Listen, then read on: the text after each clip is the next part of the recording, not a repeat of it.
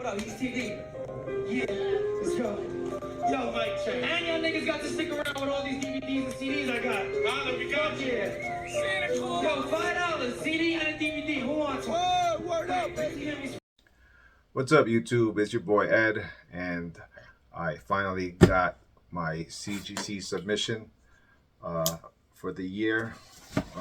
Well, for my membership credit that I haven't used up, and it's, you'll see it's Sex scene.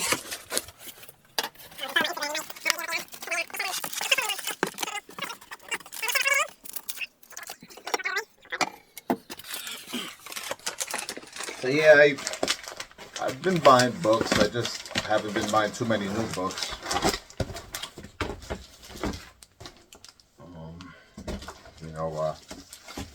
Money is somewhat of a limited resource, so instead of chasing the hot books of the week, which could be fun, it's like a scratch ticket, right? You could hit, or it could be a miss, but at least, even if it's a miss, it could be a hit down the line somewhere. So it does have that.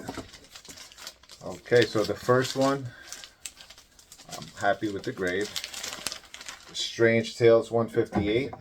It's the first appearance of the Living Tribunal. So this is actually, I don't know if you could see it, but it's the UK price variant, and there's about 17 of these, 19 in total with the signature series, and compare that to about 1,000 of the the regular US versions, with about 100 signature series of that one. Steranko cover, right? Yeah, Steranko cover, story and art. Yeah, really cool. Living Tribunal. I'm not sure if he's the most powerful cosmic character. I mean, I don't count the one above all, whatever, because like I don't see him involved in much, or I guess he's so powerful he doesn't have to show his face as often. But Living Tribunal, he actually made an appearance in Infinity Gauntlet, and he's the second most powerful being, I guess, if you want to count the one above all or whatever. But yeah, really cool character. I also like Eternity. I was on an Eternity binge for a while, and I was getting a lot of that Strange Tales issues with first appearance of Eternity. The only thing with that, he's not on the cover like the Living Tribunal is here. And look at that red cover, man. Nice. 7.0. I'm very happy with the grade. It's really nice looking copy. And like I said, I pressed it myself, and I'm very happy with the way it came out.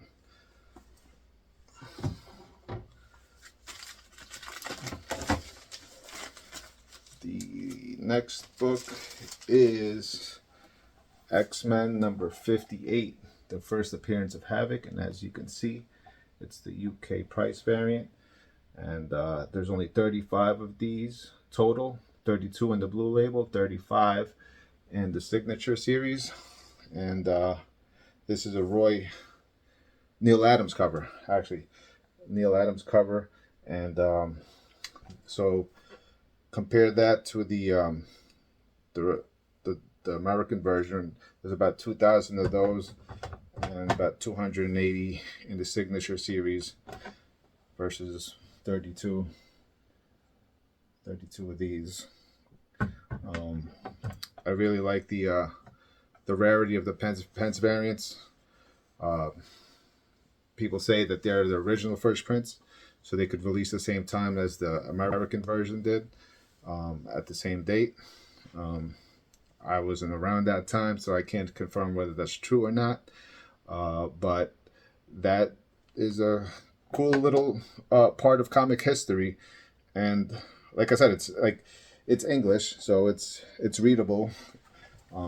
You know, I guess because it's technically a foreign, but I don't know. It depends on how you want to look at it. And they're cheaper, actually, for now. We've seen newsstands take off. We've seen Canadian price variants take off. Australian price variants even go for cheaper. UK price variants are the only one where there's still an opportunity to get in and, do something. I remember when I first found out that newsstands were more wanted, especially in higher grade. I wasn't like sour about it. That made me like think about like my childhood and seeing them and not wanting them, and but I could see how the survivability in high grade is in demand, and goes for more money because they just didn't make it, a lot of them. And so instead of being sour about it, I went and started collecting newsstands wherever I could, whenever I could. And it's a fun little thing, because it's like it was during my time in comics when I first started in 1990. Newsstands, I think direct started in 79, and around 88 is where newsstands started becoming rarer. So, and they went to like 2012, 2013 or something like that. I know DC went a little longer than Marvel, but yeah, those 2010s, 20 teens are really nice. And for the last book, one of my favorite books, and I was happy to get this in the UK price variant, and I'm actually happy with the grade, even though this is the lowest grade of all of them. It's wasn't in great shape when I got it.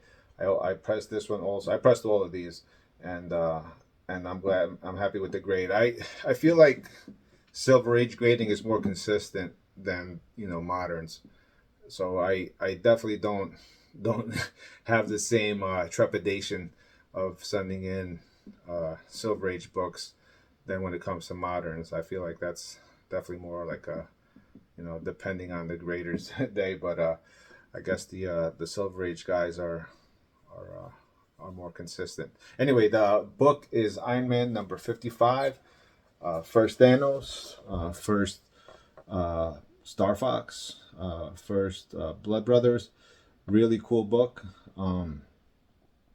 Yeah, Thanos, the big bad. As you can see, it's the UK price variant, and yeah, there's only about 135 of these, 155 total when you count in the signature series, and compare that to about 6,000 of the Americans, with about like 800 in the signature series. And yeah, very, very happy with this book. Let me see if I missed any. Drax, Star Fox, Kronos, and the Blood Brothers. Yeah, I forgot about Kronos. He's a bad dude too. Yeah, so Jim Starlin. Who did this cover? Joe Sinnott, Jim Starlin, and Joe Sinnott. Yeah. So yeah, you heard me mention the signature series on these. There's like not very many. Like you're talking about single digits. That's where true rarity lies, right? I guess when it comes to these. Plus the cool bonus of having a signature series on one of these. Obviously, can't get these anymore signed. I don't know if I think Jim Starlin's actually still around, right? I don't know. Like I'm really bad when it comes to creators. I'm not gonna front like I know them like that. I I have to look up pictures of them when I go to Comic Cons just to see what they look like, because they're not like they're the most visible people outside of comics. But yeah, that's my haul. 5.5, 7.0, and 7.5. So overall, very happy with the grades. My next submission will be Silver Age DC. I have 3 books already picked out that I want to send in. I have pressed one of them, and I'm very excited to send those out. Unfortunately, I do not believe those are UK price variants, but DC Silver Age is like stupid rare compared to Marvel in relation to Marvel. So yeah, so it has its own built-in rarity without the UK price variants. But yeah, I'm definitely hunting down those UK price variants when I can. I feel like you're getting a rarer version of the same book. To me, it's like buying a newsstand for cheaper than a direct edition. Still at this time, and I do believe that's going to flip. And when I think a lot of like the older gatekeepers, once they pass on, and with the new blood and coming into comics and the new information that's out there, I think Pence copies will be very highly sought after, and I think there's going to be a good amount of time to actually, hunt them down. So yeah, man, get those Pences. Not financial advice, but that's just what I'm doing. All right, guys, thank you for tuning in, and I'll catch you on the next one. Rest in peace, Lil, son, AUP. What up, East TV? Yeah, let's go. Yo, Mike, check. And y'all niggas got to stick around with all these DVDs and CDs I got. Holla, we got you. Santa Claus. Yo, $5, CD and a DVD. Who wants one? Word up, baby.